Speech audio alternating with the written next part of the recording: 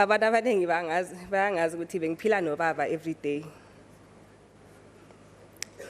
Even in his last moments, it was just us two and his security.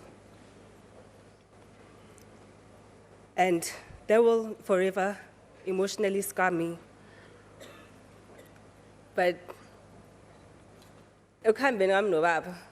I used to love listening to his speeches. And one thing that he said that stood with me, even to this day, is, it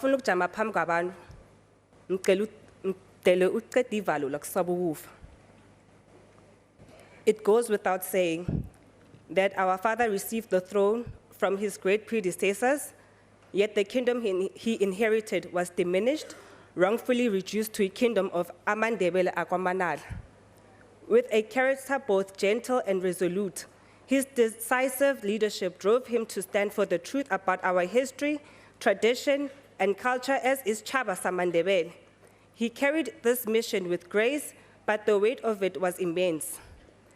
The factors that cumulatively contributed to his demise are many, and prominent among them is the contested status of his kingship and how it was treated in public life. When the presidency announced his passing, we noted the calculated error of continuously referring to the kingship of Manala alone. Today, the premier of our province repeats the same error. My father, in his last days, was preparing to resolve the issue of this kingdom by enforcing a court order that affirmed our history, that there's only one king of AmaNdebele nation as a whole, and it was him. For the last 10 years, this kingdom has not been fully respected.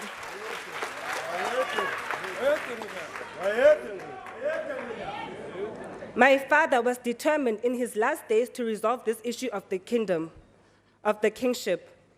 Premier, please correct your statement. He was not a king of AmaNdebele or Manala, but as a whole.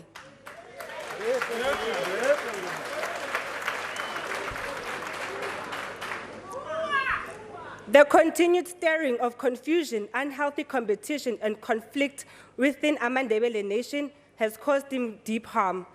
His mission to unite AmaNdebele must not die with him.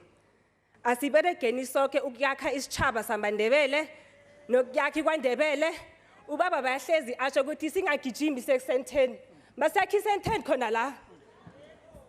So ngithokoze wonke umuntu ozile ngiyanibona sise waba usebenzile ngihlezi ngimbona eminyakeni usebenzile ene ngiyabonga wonke umuntu ebeka sebenza naye ngithokoze